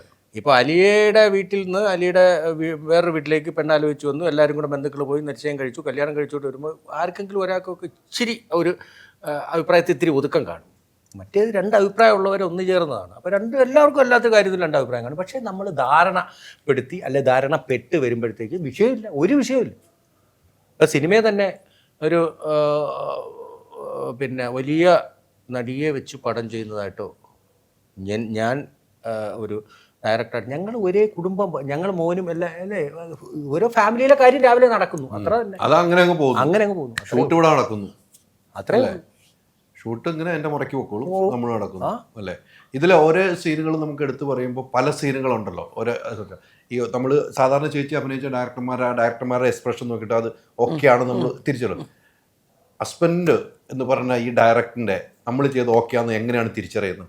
കട്ട് പറയുന്നല്ല, ഒരു മുഖഭാഗത്തിൽ നമ്മൾ തിരിച്ചറിയുന്ന ഒത്തിരി അല്ലാതെ അങ്ങനെ തന്നെ. കാരണം എന്ന് വെച്ച് കഴിഞ്ഞാൽ നമ്മൾ ഇങ്ങനെ തന്നെ വേണമെന്ന് നമ്മൾ സംസാരിച്ച് നേരത്തെ ഉറപ്പിച്ചാൽ, വീട്ടിൽ നമ്മൾ സംസാരിച്ചിട്ട് ഇതിങ്ങനെ വേണം ഇങ്ങനെ വരണമായിരിക്കും എന്ന് ഉറപ്പിച്ചാണ്. പക്ഷെ ഇത് മൊത്തത്തിൽ എല്ലാവരുമായിട്ടും കൂടെ വരുമ്പോൾ അത് ഭംഗിയായിരിക്കുമോ നോക്കുമ്പോൾ എനിക്ക് പെട്ടെന്ന് മനസ്സിലാവുമല്ലോ ഓക്കെ ആണ് എന്നുള്ളത്. മുഖം കാണുമ്പോൾ ഇപ്പം നമ്മൾ അധികം അടുപ്പവും പരിചയവും ഇല്ലാത്തൊരു ഡയറക്ടർ ആകുമ്പം കൃത്യമായിട്ട് കറക്റ്റായിട്ട് തൃപ്തിയായോ ഓക്കെ ആണോ എന്ന് പറയാൻ കുറച്ച് സംശയം വരും. ഇതിപ്പോൾ അങ്ങനല്ല, എനിക്ക് മനസ്സിലാവും ഇതൊക്കെ ആയിട്ടുണ്ട്, പെട്ടെന്ന് മനസ്സിലാവും നമുക്ക് അല്ലേ. വീണ്ടും എടുക്കണമെന്ന് തോന്നാറുണ്ടോ? അതെനിക്ക് മിക്കവാറും ഞാൻ വർക്ക് ചെയ്യുന്നതിൻ്റെ ജഡ്ജ്മെൻറ്റ് എനിക്ക് ഒരിക്കലും ഇതുവരെ എടുക്കാൻ പറ്റിയിട്ടില്ല. ഞാൻ ഇത് സൂപ്പറായിരിക്കും ഇങ്ങോട്ട് വിട്ടേക്ക് അങ്ങനെ പറ്റിയിട്ടില്ല. പക്ഷെ എനിക്ക് എൻ്റെ തൊട്ടടുത്ത് നിൽക്കുന്ന ഒരു ആർട്ടിസ്റ്റിൻ്റെ ടൈമിങ് ഇത് ഓക്കെ ആയത് എനിക്ക് പെട്ടെന്ന് മനസ്സിലാക്കാൻ പറ്റും. നമ്മുടെ മനസ്സിലാവില്ല, എനിക്ക് അത് മനസ്സിലാക്കാൻ പറ്റും. എനിക്ക് എൻ്റെ ഡയറക്ടർ പറയണം, നിൽക്കുന്നവർ പറയണം. പണ്ടൊക്കെ എന്ന് പറയുന്നത് എനിക്ക് നമ്മുടെ ലൈറ്റ് ഓഫീസേഴ്സ് എന്ന് പറയുന്നവരാണ് ആദ്യത്തെ പ്രേക്ഷകർ. അവർ കറക്റ്റായിട്ട്, കാരണം അവർ ലൈറ്റിൻ്റെ പുറകെ നിൽക്കുന്നവരാണ്. അവരുടെ എക്സ്പ്രഷൻ ഞാൻ ഇങ്ങനെ നോക്കും. ഈ ടേക്ക് മൊത്തത്തിൽ ഓക്കെ ആണെന്ന് പറയുമ്പോൾ അവരുടെ മുഖത്തൊരു ഭാവമുണ്ട്, അത് ഓക്കെ ആണെങ്കിൽ എനിക്ക് ഓക്കെയാണ്. അല്ലെങ്കിൽ പണ്ടൊക്കെ ഈ ശ്രീ മൂവീസ് എന്നൊക്കെ പറയുന്ന അവരൊക്കെയാണ് ഏറ്റവും കൂടുതൽ വർക്ക് ചെയ്തിരിക്കുന്നത് ലൈറ്റ് ഓഫീസേഴ്സ്. അപ്പോൾ അവരുടെ മുഖത്ത് നമ്മളിങ്ങനെ നോക്കുമ്പോൾ ഇങ്ങനെ ചേട്ടാ എന്തു ചേട്ടാ റിഹേഴ്സൽ ചെയ്ത പോലെ ചെയ്യാത്തത്, റിഹേഴ്സലിന് അത് നല്ല രസമായിരുന്നു.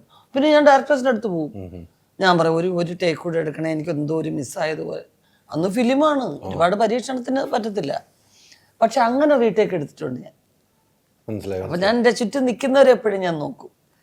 അങ്ങനെ നമുക്ക് കൃത്യമായിട്ട് ലൈറ്റിന്റെ ബാക്കി മുഖത്ത് നോക്കുമ്പോൾ അറിയാൻ പറ്റും, കൃത്യമായിട്ട് അറിയാൻ പറ്റും. ഷൂട്ടിന് മുമ്പ് റിഹേഴ്സലൊക്കെ കണ്ടോണ്ടിരിക്കുകയാണ് അവരല്ലേ ആദ്യത്തെ പ്രേക്ഷകർ. അവരുടെ മിക്കവാറും 99% അവരുടെ ജഡ്ജ്മെന്റ് കറക്റ്റാണ്. അവരത് കറക്റ്റായിട്ട് ഇങ്ങനെ ഇരിക്കും. അതല്ല അവരുടെ ഒരു പ്ലസന്റ് ആയിട്ടൊരു ഫേസ് ആണെന്നുണ്ടെങ്കിൽ ഓക്കെ ആയി. അപ്പോൾ ഉള്ളൊഴുക്കൊക്കെ അങ്ങനെയാണ്. ഉള്ളൊഴുക്കെന്ന് പറയുന്ന വല്ലാത്തൊരു അന്തരീക്ഷത്തിൽ ചെയ്ത സിനിമയാണ് അത്. അപ്പോൾ അതിനൊക്കെ നമ്മൾ നോക്കുമ്പം അവരുടെ ആരുടെയും മുഖത്ത് ചിരിയേ ഇല്ല. ഒന്നിച്ചാൽ ഇതിങ്ങനെ കാണണ്ടേ എല്ലാ ദിവസവും ഇങ്ങനെ കരഞ്ഞുകൊണ്ടിരിക്കുന്ന കാണുന്നതിൻ്റെ അവരുടെ ഒരു പിരിമുറുക്കമാണ് നമ്മൾ നോക്കുന്നത്. അവർക്കൊക്കെ വല്ലാത്തൊരു മാനസികാവസ്ഥ ഉണ്ട്. ഉള്ളൊഴുക്ക് എന്നൊരു സിനിമയിൽ പാർവതി തിരുവോത്തിനൊപ്പമാണ് ഉർവശി ചേച്ചി എന്ന് പറഞ്ഞ നടി അഭിനയിക്കുന്നത്. പാർവതിയോട് അഭിനയിക്കാൻ പല ആൾക്കാരും ഇഷ്ടപ്പെടാതിരിക്കുന്ന കാലഘട്ടത്തിലൂടെ ചില സമയത്തിൽ യാത്ര ചെയ്യുന്നത്. അവിടെ ചേച്ചി വന്നു എന്ന് പറഞ്ഞ് ഒരു സംസാരമൊക്കെ ഉണ്ടായി, ചേച്ചി അതിന് തൻ്റെ ഇടം കാണിച്ചത്. അതൊരു കലയായിട്ട് കാണേണ്ടവരല്ലേ ഈ പറയുന്നവരൊക്കെ? തീർച്ചയായിട്ടും നല്ല ആർട്ടിസ്റ്റ് എന്നുള്ളതിലുപരി ഒരു ക്യാമറയുടെ മുമ്പിൽ നിൽക്കുമ്പോൾ അവരുടെ ചരിത്രവും പുരാണവും ഒന്നും ഞാൻ പഠിക്കേണ്ട കാര്യമില്ല എനിക്ക്. അതിന് ആരായാലും എന്നെ സംബന്ധിച്ച് ആ ക്യാരക്ടർ പൂർണ്ണമായിട്ട് ഉൾക്കൊണ്ട് അഭിനയിക്കാൻ പറ്റുന്ന ഒരു അഭിനേത്രി, അതിനെ ഹോംവർക്ക് ചെയ്ത് അവരത് പ്രീ വർക്ക് ചെയ്ത് അവർ കറക്റ്റായിട്ട് അവരുടെ കാര്യങ്ങൾ ചെയ്യുന്നു. അത് എനിക്ക് അവരും കൂടെ ഒരു ഇൻസ്പിറേഷൻ ആവുകയാണ്. കാരണം ഓരോ ഷോട്ടും ഒരു വലിയ കാര്യമായിട്ട് അവർ അഭിനയിച്ചുകൊണ്ടിരിക്കുന്നു എന്ന് പറയുമ്പോൾ അതിനപ്പുറത്തോട്ട് ബാക്കി കാര്യങ്ങൾ അറിയേണ്ട, മറ്റുള്ളവർക്ക് അവരെ ഇഷ്ടപ്പെടാത്ത കാര്യം എന്തെന്ന് എനിക്ക് അറിയേണ്ട ആവശ്യമില്ല. എനിക്കവരെ ഇഷ്ടപ്പെട്ടു, അത്രേ ഉള്ളൂ. സിനിമയും അങ്ങനത്തെ ഒരു സിനിമയാണ്. പിന്നല്ലാതെ ആ റോളിനൊരു കറക്റ്റായിരുന്നു. അത് പിന്നെ വർക്ക് ചെയ്യുന്നതിൽ അല്ലെങ്കിൽ ഒരു വർക്കിൽ ഉദാസീനത കാണിക്കുന്നു, അല്ലെങ്കിൽ സ്പോട്ടിൽ നമ്മളോട് പെരുമാറുന്നതിൽ എന്തെങ്കിലും കുഴപ്പമുണ്ടോ, ഇങ്ങനെയൊക്കെ അല്ലാതെ ഒരാളിനെ വെറുക്കാൻ്റെ അല്ലെങ്കിൽ എനിക്ക് മനസ്സിലാകുന്നില്ല. വെറുക്കേണ്ട കാര്യമില്ല. അവരെ കുറേ പേർക്ക് ഇഷ്ടപ്പെടാതെ വരുന്നു. അതെന്താണോ ഇതിനെ അവരോട് ചോദിച്ചാലേ അറിയത്തുള്ളൂ. അല്ല, നമ്മൾ വായിക്കുന്നത് കണ്ടുകൊണ്ടും ആരെങ്കിലും എഴുതുന്നത് കണ്ടുകൊണ്ടൊന്നും നമ്മളൊരാളെ വിലയിരുത്താൻ നമ്മൾ ആരുമല്ല. ഇനിയൊരു ചെറിയ ഉദാഹരണം, എൻ്റെ ഈ കോമഡി രീതി പറഞ്ഞു കഴിഞ്ഞാൽ, അലിയുടെ വീട്ടിലെ കോഴിയെ തൊട്ടടുത്ത വീട്ടിലെ ഒരുത്തൻ കല്ലെറിഞ്ഞു. അലി പറയാ ശിവൻ ചേട്ടനും അവനെ വെറുക്കണം. അലിയുടെ വീട്ടിലെ കോഴിയല്ലേ എറിഞ്ഞത്, അതിന് ശിവേട്ടൻ വെറുതെ പറ്റും ഇല്ല, പിന്നെ ശിവേട്ടനുമായിട്ടൊരു ബന്ധവുമില്ല. ഇത് ഞാൻ കോമഡിയായിട്ട് പറഞ്ഞതാണ്. എനിക്ക് എൻ്റെ നമ്മളത് വിലയിരുത്തണം. അലി ആരെന്തു പറഞ്ഞാലും ഒരു ഫോൺ ചെയ്താൽ അലിയെ കിട്ടത്തില്ലേ? അലി ഇങ്ങനെയൊക്കെ പറയുന്നതൊക്കെ കേൾക്കുന്നത് എന്താ, ഞങ്ങൾ അത് ഒന്ന് പറയും, ഇത് കേൾക്കാൻ. കാരണം അലിയുടെ അഭ്യുദയകാംക്ഷയാണ് ഞങ്ങൾ എന്ന് പറഞ്ഞ പോലെ ആരെങ്കിലും പറയുന്ന കേട്ടൊക്കെ വർക്ക് ചെയ്യാനും ഒക്കെ നിന്ന് കഴിഞ്ഞാൽ ഒന്നും നടക്കുന്ന കാര്യങ്ങൾ. അതെ അതെ അതെ, വലിയ ഉദാഹരണമാണ് കേട്ടോ, വലിയ ഉദാഹരണമാണ്. നമ്മളെല്ലാവരും എനിക്കിഷ്ടമല്ല, അതുകൊണ്ട് നിങ്ങളും വെറുത്തേരെ. അതാണ് ഇപ്പം നടക്കുന്നത്. അതൊന്നും ശരിയല്ല. അതൊന്നും സിനിമ എന്ന് പറയുന്നത് കുറേ പേരുടെ, ഞാൻ പറഞ്ഞ പോലെ ആഹാരത്തിൻ്റെ കാര്യത്തെക്കാളുപരി ജീവിതമാർഗത്തെക്കാളുപരി പരസ്പരം പണ്ടെങ്ങും ഇല്ലായിരുന്ന ഇതാണ് ഈ പരസ്പരം വെറുപ്പ് ഉണ്ടാക്കിക്കുന്ന രീതിയിലുള്ള സംസാരങ്ങൾ. അതുണ്ടെങ്കിൽ കേൾക്കാൻ ആൾക്കാർ അതൊന്നുമില്ല. ഇതിപ്പം എല്ലാം സെൻസേഷനലാക്കണം, എല്ലാം വിവാദങ്ങളാക്കണം, എല്ലാം എന്തെങ്കിലുമൊക്കെ ഒരു എന്താ പറയുന്ന ഒരു എരിവും പുളിയും വേണം എല്ലാത്തിനും കേൾക്കുമ്പോൾ, അല്ലെങ്കിൽ ശരിയല്ല എന്നുള്ളൊരു ട്രെൻഡ്. ഇത് മാറുമല്ലേ, എല്ലാം മാറും, മാറേണ്ടതാണ്. ഇതെല്ലാം മാറും. കാരണം എന്ന് വെച്ച് കഴിഞ്ഞാൽ ഇങ്ങനെയൊന്നും അല്ല മനുഷ്യനെ ആരും വിലയിരുത്തേണ്ടത്, ഇങ്ങനെയൊന്നും അല്ല. അതെ, പണ്ടൊന്നും ഇങ്ങനെ ഇല്ലായിരുന്നു. ബന്ധങ്ങൾക്കും ഒക്കെ ഒരാളെ കുറിച്ച് അയാളങ്ങനെ പറയാൻ സാധ്യത. ഇപ്പം അലി വർക്ക് ചെയ്യുന്ന ഒരു സ്ഥാപനം, ആ സ്ഥാപനം നല്ല പെരുമാറ്റവും സമീപനവും ഉള്ളൊരു സ്ഥാപനം അല്ല എന്നിരിക്കട്ടെ. പക്ഷെ അലി എന്ന് പറഞ്ഞ വ്യക്തിത്വത്തിനല്ല പ്രശ്നം. ആ സ്ഥാപനത്തിലിരിക്കുമ്പോൾ അലിക്ക് അങ്ങനെ പ്രവർത്തിക്കാൻ പറ്റൂ. അവിടുന്ന് പുറത്ത് വന്ന് ഇത് ഹൈദർ അലി എന്ന് പറഞ്ഞൊരു വ്യക്തിയാണ് എന്നും പറഞ്ഞ് തനിച്ച് നിന്ന് ഞാൻ ജഡ്ജ് ചെയ്ത് നോക്കണം. അയാൾ അങ്ങനെ അല്ല കേട്ടോ. അവിടെ നിൽക്കുമ്പം അങ്ങനെ വർക്ക് ചെയ്യാൻ പറ്റും, അതൊരു പ്രൊഫഷൻ്റെ ഭാഗമാണ് എന്ന് ചിന്തിക്കാനും പറ്റണം. പാർവതി തിരുവോത്ത് നല്ല ആക്ട്രസ് ആണെങ്കിൽ ഇപ്പം പാർവതിയും ഫീൽ ചെയ്യുന്നുണ്ട്. കാരണം എന്തോ എല്ലാവരുടെയും സമീപനത്തിൽ വല്ലാത്തൊരു വ്യത്യാസം. ആരും ഒരു നല്ല രീതിയിൽ പെരുമാറുന്നില്ല, അല്ലെങ്കിൽ പല സിനിമകളിലും അപ്രോച്ച് ചെയ്യുന്നില്ല. ഒരു നല്ല അപ്രോച്ച് പോലും സിനിമയിൽ നിന്ന് ഉണ്ടാവുന്നില്ല. അതിനു വേണ്ടി എന്ത് കുറ്റമാണ് ഞാൻ ചെയ്തത് എന്നുള്ള രീതിയിൽ ഇവൾ ചോദിക്കുന്നുണ്ട്. അപ്പം ഞാനും അത്ഭുതപ്പെടുകയാണ്, അതെന്താണ് അങ്ങനെ മനസ്സിലാവുന്നില്ല. കാരണം അവൾ ചെയ്ത ക്യാരക്ടേഴ്സ് എല്ലാം നല്ല രീതിയിൽ ചെയ്യാൻ നോക്കിയിട്ടല്ലേ ഉള്ളൂ. അല്ലാതെ വേറെ എന്താണ് സിനിമയോട് എന്ത് അപരാധമാണ് ചെയ്തിട്ടുള്ളത് പാർവതി? വ്യക്തിപരമായിട്ട് മറ്റെന്തെങ്കിലും പെരുമാറുകയോ പ്രവർത്തിക്കുകയോ ചെയ്തിട്ടുണ്ടെങ്കിൽ അവർക്ക് മാത്രം ഉണ്ടായാൽ പോരെ ദേഷ്യം.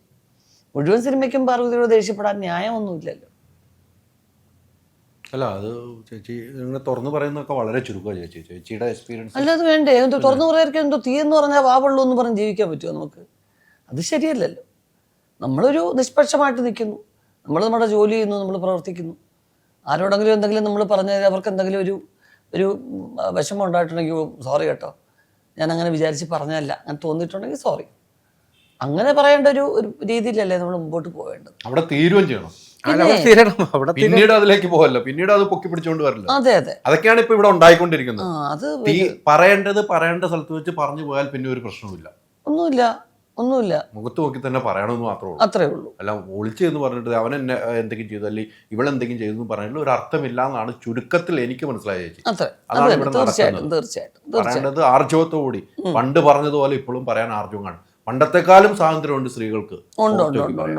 പണ്ട് ഇത്ര പോലും ഇല്ലായിരുന്നു. സിനിമയിൽ പോലും പണ്ട് ഇത്ര ഇല്ല, ഇപ്പോഴുണ്ട്.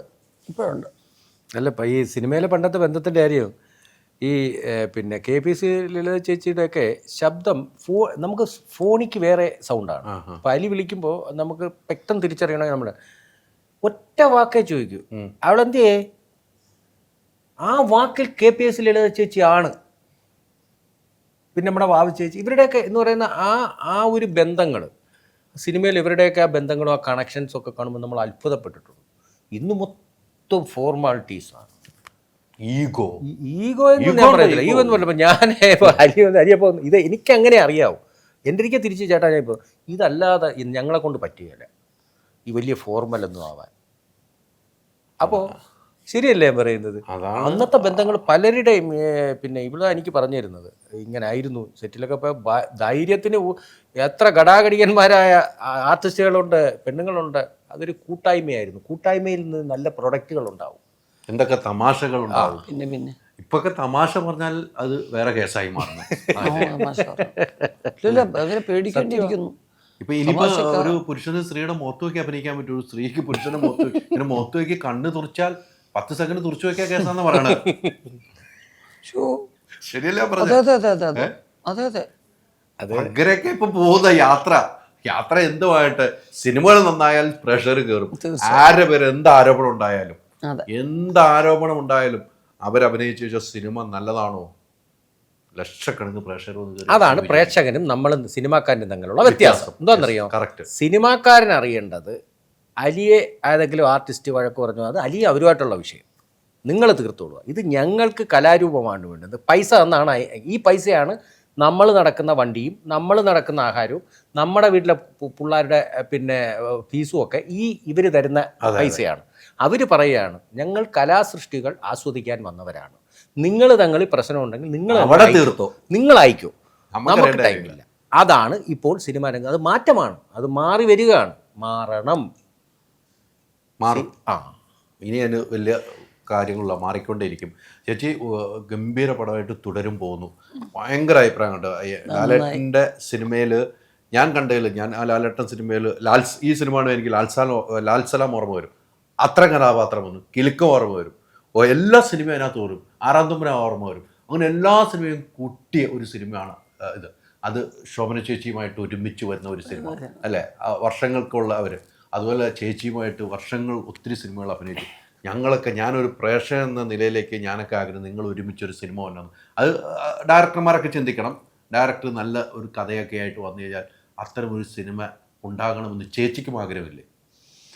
ഞാനൊന്നും ആഗ്രഹിക്കുന്ന ആളല്ല ഹൈദർ, അതാണ് എൻ്റെ ഒരു പ്രശ്നം. ഈശ്വരൻ എന്നിലേക്ക് വെച്ച് നീട്ടുന്ന എന്തിനേയും അത് സ്വീകരിച്ച് പോകുക എന്നുള്ളതിൽ കവിഞ്ഞ് ഇത് ഇങ്ങനൊരു സിനിമ അഭിനയിക്കാം, അങ്ങനൊരു ഡയറക്ടറുടെ സിനിമ അഭിനയിക്കാം, ഇങ്ങനൊരു നടൻ, ഇതൊന്നും ഞാൻ ഒരിക്കലും ചിന്തിച്ചിട്ടില്ല. എനിക്ക് ചിന്തിക്കാൻ പറ്റൂല എനിക്ക്. അതാണ് അതിൻ്റെ വാസ്തവം. പിന്നെ അഭിനയിക്കുന്ന സിനിമകൾ, നമ്മൾ എന്നിലേക്ക് വരുന്ന സിനിമകൾ എന്തായാലും ഓരോ ദിവസവും ഷൂട്ടിങ്ങിന് പോകുമ്പോഴും അത് റിലീസാകുമ്പോഴും ഈശ്വര നന്നായി വരണേ. കാരണം അൾട്ടിമേറ്റായിട്ട് ചിന്തിക്കുമ്പം ഒരു സിനിമയുടെ നട്ടെല്ലും ഹീറോയും അതിൻ്റെ നിർമ്മാതാവാണ്. അയാൾക്ക് നഷ്ടം ഉണ്ടാകാതിരിക്കട്ടെ. ഒരുപാട് ലാഭം കിട്ടിയില്ലെങ്കിലും നഷ്ടം വരരുതേ എന്ന് പ്രാർത്ഥിച്ചുകൊണ്ട് ചെയ്യുക. അത്രേ ഉള്ളൂ. ഇനി ആരഭിനയിച്ചാലും ഇനി വരുന്ന ഏത് സിനിമയായാലും ഞങ്ങളൊക്കെ ആഗ്രഹിക്കുന്ന അങ്ങനെ ഒരു സിനിമ വരാൻ കേട്ടോ. തീർച്ചയായും. അല്ല, അഭിനയിക്കുന്നുണ്ട്. അപ്പൊ പിന്നെ മമ്മൂട്ടിയോടൊത്ത ഒരു സിനിമ നിങ്ങൾ ആഗ്രഹിക്കുന്നു? ഉണ്ടുണ്ട്. അല്ലെ, ഈ മോഹൻലാലിന്റെ ഇപ്പൊ ഈ സിനിമ കണ്ട മമ്മൂക്കയുടെ കൂടെ ആഗ്രഹിക്കുന്നു. തീർച്ചയായിട്ടും. അല്ല, ലാലേട്ടറുമായിട്ടാണ് ഒത്തിരി സിനിമകൾ കോമ്പിനേഷൻ ഉണ്ടായിരുന്നത് എനിക്ക്. അതെ അതെ, ഞാൻ മമ്മൂക്കയുടെ കൂടെ ജോഡിയായിട്ട് അഭിനയിച്ച അങ്ങനെ ഒരു എസ്റ്റാബ്ലിഷ് ആയിട്ടില്ല. അതുകൊണ്ടാണ് ഞാൻ അങ്ങനെ പറഞ്ഞത് കേട്ടോ. അതെ അതെ അതെ, കൂടിയാണ് ജോഡിയായിട്ട് അഭിനയിച്ചു പോയത്. അതെ തീർച്ചയായിട്ടും എത്രയോ സിനിമകൾ. അങ്ങനെ ഒരു സിനിമ ശ്രീനിച്ചേട്ടന്റെ സ്ക്രിപ്റ്റിലൊക്കെ വന്നാൽ അതെപ്പോഴും ആഗ്രഹം തന്നെയാണ്. ശ്രീനിയേട്ടൻ്റെ സ്ക്രിപ്റ്റ്, ഒരു സത്യേട്ടൻ ഫിലിം, അല്ലെങ്കിൽ ആ മോഡൽ ഒരു ഫിലിം എന്ന് പറയുന്നത് ഒരു വേറൊരു സാധനമാണ്. തീർച്ചയായും അതൊന്നും ഉണ്ടാകുന്നില്ല ചേച്ചി. ഇപ്പൊ അത്തരം സിനിമകളൊന്നും വരുന്നില്ല. അല്ലല്ല, അതൊക്കെ ഉണ്ടാവുമല്ലേ, അതൊക്കെ വരും. ഈ ജനങ്ങൾക്ക് കാണേണ്ടത് കൊടുത്തല്ല പറ്റൂ. അത് കൊടുത്തേ പറ്റുള്ളൂ. അങ്ങനെ ജനങ്ങൾക്ക് കാണുന്ന കൊടുക്കുന്ന ഒരു സിനിമയായിരിക്കണം എൽ ജഗദമ്മ 7ാം ക്ലാസ്. നമ്മളുടെ ശ്രമം അതാണ്. നമ്മൾ ശ്രമമാണ്. അതിന് നിങ്ങളെപ്പോലുള്ള പിന്നെ മാധ്യമങ്ങളും ഒക്കെ ഞങ്ങളെ ഒരുപാട്, ഞാൻ കണ്ടില്ല ഇന്നൊക്കെ കണ്ടുള്ള ന്യൂസുകൾ. നമ്മൾ പിന്നെ അലി പറയുന്നത് ഇത് കണ്ടോണം ജഗദമ്മ, ഇല്ലെങ്കിൽ ശരിയായി കളയും. അങ്ങനെയൊന്നും അല്ല. ആൾക്കാരെ കൊണ്ട് ശരിയായി കളയും പടം കണ്ടില്ല, ഇതൊന്നുമില്ല. നിങ്ങൾ കണ്ടിട്ട് അഭിപ്രായം പറയണം. അഭിപ്രായം നമ്മുടെ പറയണം. നിങ്ങൾ ഇത്രയൊക്കെ പറഞ്ഞു. നമ്മൾ ഒരിക്കലും നമ്മുടെ പടം വലിയ ഇതൊന്നും പറഞ്ഞില്ല. പഞ്ചായത്തിലെ കാര്യങ്ങളിലേക്ക് നമ്മൾ വരുന്നത് ഉണ്ടോ ഇല്ലയോ, നമ്മളെ കൊണ്ട് പറ്റുന്ന ചെറിയ കാര്യം നമ്മൾ ചെയ്തിട്ടുണ്ട്. അല്ല, ഞാനതാ പറഞ്ഞ അദ്ദേഹം പറഞ്ഞൊരു മുഖം ചുളിക്കുന്ന സിനിമ ആവരുത് എന്നേ ഉള്ളൂ. ആരും കണ്ടിട്ടേ ഇങ്ങനെ എന്തോ സിനിമ എന്ന് പറയാതെ ആദ്യം പറഞ്ഞത് അങ്ങനെ പറയില്ല. അങ്ങനെ പറയാത്ത സിനിമകൾ വിജയിക്കാറുണ്ട്. ആ വിജയത്തിൻ്റെ പട്ടികയിൽ ഈ സിനിമയും ആകണം, കൂടെ ഉണ്ടാകും. ഇന്നല്ല, ഇത് സിനിമ ഷൂട്ടിംഗ് തുടങ്ങിയപ്പോൾ തൊട്ട് കൂടെ ഉള്ള ഒരാൾ തന്നെയാണ്. ഇനി ഇതിൻ്റെ ജൈത്രയാത്രയിലും എന്തിനും കൂടെ ഉണ്ടാവും. ഒരു ഫോൺ കോൾ മതി, ഏത് രാത്രിയും പോസ്റ്റർ ഒട്ടിക്കാൻ വരെയാണെങ്കിലും കൂടെ ഉണ്ടാവും. അല്ല, അലിയെ നമുക്ക് അക്കാര്യത്തിലൊക്കെ വിശ്വാസമാണ്. കാരണം ഞങ്ങൾ അലിയുടെ ഇൻ്റർവ്യൂ ഞങ്ങളിരുന്ന് കാണും. അതുകൊണ്ട് പറഞ്ഞല്ലോ, ഒരു പത്രപ്രവർത്തകൻ എന്ന് പറയുന്നവർക്ക് ഒരു 98% ആത്മാർത്ഥത തൊഴിലിനോടില്ലെങ്കിൽ ഏക്കുകയല്ല ഇപ്പം. അപ്പോൾ അലിയോട് നമ്മൾ ചോദ്യങ്ങൾ ചോദിക്കുക, ഉത്തരം പറഞ്ഞാൽ അതല്ല. നമ്മൾക്ക് എപ്പോഴും ലൈവായിരിക്കണം. ഞാൻ പറഞ്ഞില്ലേ, സിനിമ എടുത്തതുപോലെ തന്നെ ഒരു ഡയറക്ടർ എന്ന് വെച്ചാൽ ഏറ്റവും നല്ല കോർഡിനേറ്റർ ആയിരിക്കണം. ഇപ്പോൾ അലി ഇവിടെ വന്നിട്ട് ശിവേട്ടൻ്റെയും ചേച്ചിയുടെയും വീട്ടിൽ വന്ന് ഒരു അംഗത്തെ പോലെ തോന്നലുണ്ടാക്കിച്ചാൽ ഞങ്ങൾ ജയിച്ചു എങ്കിൽ മാത്രമേ അലിയിൽ നിന്ന് നല്ല ക്വസ്റ്റ്യൻ ഉണ്ടാവും. ചിലപ്പോൾ അലിയെ പോലെ ഒരു റൈറ്റർ ചോദ്യങ്ങൾ കോർഡിനേറ്റ് ചെയ്തുകൊണ്ട് അതെല്ലാം മറന്നു പോകണം. സിനിമ ലൈവായിരിക്കണം, ചോദ്യങ്ങൾ ലൈവായിരിക്കണം, ഉത്തരം അങ്ങനെ ആയിരിക്കണം. നമ്മൾ പറയുന്ന ഉത്തരങ്ങളൊക്കെ അങ്ങനെ ഇരിക്കണം. ഇത് തന്നെ ഒരു 10-30 പേര് ഇൻ്റർവ്യൂ ചെയ്തിട്ട് ഒരേ ചോദ്യം. സിനിമ ലൈവ് ആവണമെങ്കിൽ, ഇൻ്റർവ്യൂ ലൈവ് ആവണമെങ്കിൽ നമ്മൾ ഒരു എന്തോ അതിന് പറഞ്ഞ ഒരു കെമിസ്ട്രി. ഇത് ചേട്ടനെ കണ്ടു, ചേച്ചി കണ്ടു, ഇത് ഇങ്ങനെ ആകുമ്പോൾ നല്ല ക്വസ്റ്റ്യൻസ് വരും. നമ്മുടെ മനസ്സിൽ അതേപോലെ പറയാനും പറ്റും. ചില ഇൻ്റർവ്യൂകളിൽ ഞാൻ വെറുതെ പറയുമല്ലോ, നമ്മൾ എന്തെങ്കിലും പറയാം, നമ്മളൊരു നാട്ടുമ്പുറത്തുകാരനൊക്കെ ആയിട്ടുള്ള ഒരാൾ ഈ പറയുമ്പോൾ ദ്വയാർത്ഥം എടുത്തിട്ട് പണി തരുമോ എന്ന് തോന്നൽ ഭയമുണ്ട്. അപ്പം നല്ല ഇൻ്റർവ്യൂ ചെയ്യുന്ന ആൾക്കാരുടെ നമുക്ക് പറയാനുള്ളത് പറയാം. ജനങ്ങളാണ് അർത്ഥം എടുക്കുന്നത്. അതിലെന്ത് അർത്ഥം കൊടുക്കണമെന്ന്. പക്ഷെ നമ്മൾ ചെയ്തത് അങ്ങനെയാന്ന് തോന്നുന്നു. നമ്മൾ ചുമ്മാ സംസാരിച്ചു പോയി. ആ സംസാര രീതിയിലാണ് നമ്മൾ പോയേക്കുന്നത്. അതുകൊണ്ട് ആ സംസാര രീതിയിൽ പോസ്റ്റർ ഒട്ടിക്കാൻ ഞാനുണ്ടാവും, ആവേശത്തിനുണ്ടാകും, അല്ല ആവേശത്തിനും ഉണ്ടാവും. അല്ല ആ ധൈര്യം നമുക്ക് ഇപ്പം കണ്ടുകൊണ്ടിരിക്കുകയാണ് ഞങ്ങൾ. തീർച്ചയായിട്ടും നമ്മൾ വലിയ ഇതൊന്നും ഇല്ലാതെ നമ്മളെ എങ്ങനെ പ്രൊമോട്ട് ചെയ്യാമെന്ന് അലിയെപ്പോലെ ഒരുപാട് പേര് ചിന്തിക്കും. ഇതാണ് ഞങ്ങളുടെ പടത്തിൻ്റെ വിജയം. പിന്നെ പ്രേക്ഷകരുടെ കയ്യിലാണ്.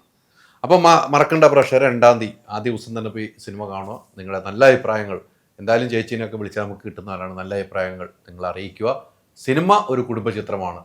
കുടുംബമായിട്ട് പോയി കാണാൻ പറ്റിയ സിനിമ. കുറേ നാളുകൾക്ക് ശേഷം പല സിനിമകൾ കണ്ടിട്ടും അതിലും വ്യത്യാസമുണ്ടാവും. നമ്മൾ ഒരു കഥാപാത്രമായി കണ്ട് തിയേറ്ററിൽ നിന്ന് ഇറങ്ങാൻ പറ്റുമെന്നാണ് എനിക്ക് സിനിമയെക്കുറിച്ച് മനസ്സിലായത്.